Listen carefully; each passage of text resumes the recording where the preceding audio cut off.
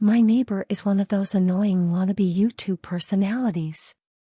Over the years, I've seen him cough out cinnamon, lay flat on the hood of his car as it slowly creeps down the driveway, and douse himself in lukewarm water, all the while screaming epic win, epic fail, or, fuck, epic maintenance of the status quo, for all I know. It can get tiring to watch him go about his shenanigans in the pursuit of viral fame. So, when he knocked on my door the other day, told me he was going away for a few weeks, and asked that I get his mail, honestly, it was a relief.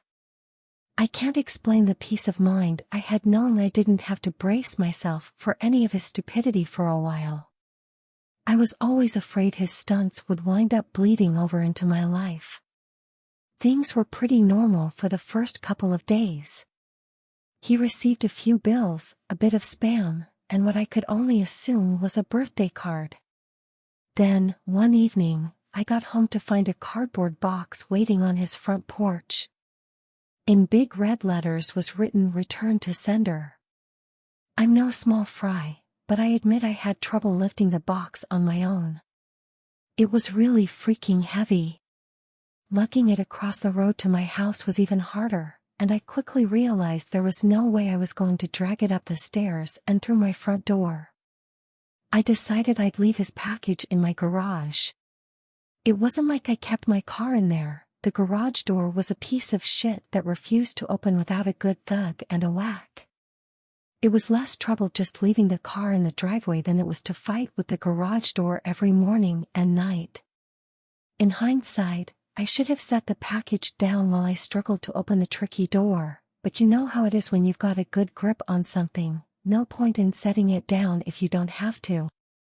It was as I kicked the door for a third time that I lost my grip on the package, and it fell to the ground. I heard a light crack inside. Shit, I cursed. I hoped I hadn't broken anything important, but figured I just wouldn't tell my neighbor about it and let him assume the break happened en route. Hands free, I finally managed to get the garage door unstuck, and boy did it screech in protest as it rolled up and over me. I dragged the box the rest of the way, setting it in the corner for whenever my neighbor would come back to claim it. And then, I forgot all about it. Until a few days passed, that is. I'm not sure exactly how long it took for the smell to waft in from the crack under the garage-to-house door, but it came in slow progression.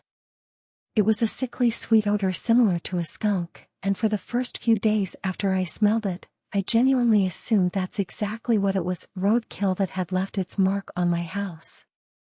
It was only when I realized the scent was growing more intense instead of fading that I went looking for a source.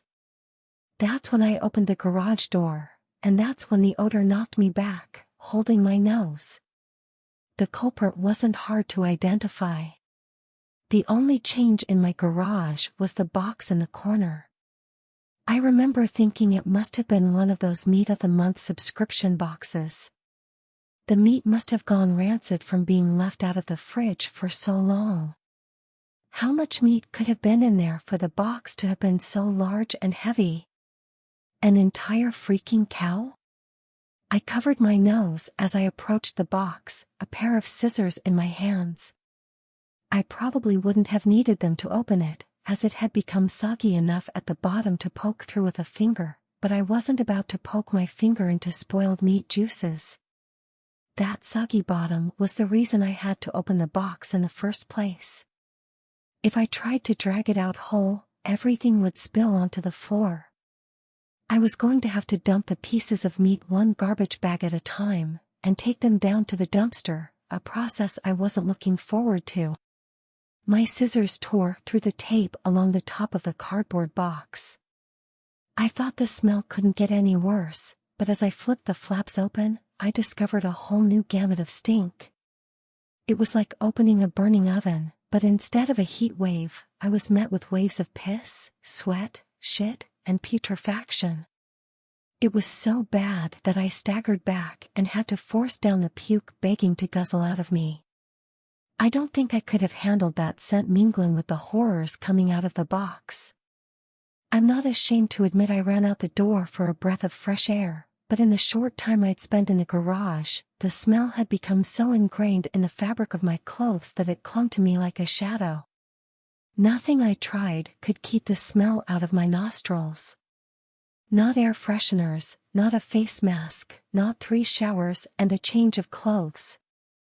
Every second that box lay open in my garage was another second the smell was allowed a foothold into my home. I had to bite the bullet. I returned to the garage, the flaps of the box still open as though inviting me to look.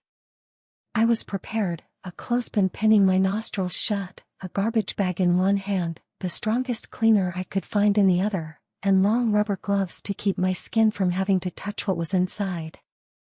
But, as it turns out, I needed none of those things.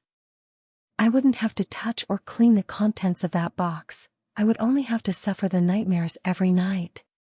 You see, there was meat in that box, but it didn't come from a cow or a pig. No, it was worse than that. It was my neighbor. Dead. Still in one piece, but dead. I called the cops, and naturally, they took me in for interrogation. It's kind of hard not to suspect the man with a corpse in his garage, after all. Thankfully, they soon realized I wasn't involved. My DNA might have been all over that box, the smell might have left a mark throughout my house, but there was one piece of irrefutable evidence in my neighbor's own hands that proved my innocence, a vlogging camera. They showed me the footage only once. I'm not sure if they were allowed to, or if they felt so bad for me they figured it couldn't hurt. Either way, I saw it. My neighbor was sitting in the box outside of a shipping facility, laughing as he told the world how he was going to mail himself across state lines. He brought pee bottles, food, a pillow, and a few flashlights. His friend, a guy I'd seen at his place several times to help with his stunts, closed the lid and presumably dropped him off for shipment. Throughout the next couple of hours, or days, I'm honestly not sure, my neighbor recorded a few short clips about his progress.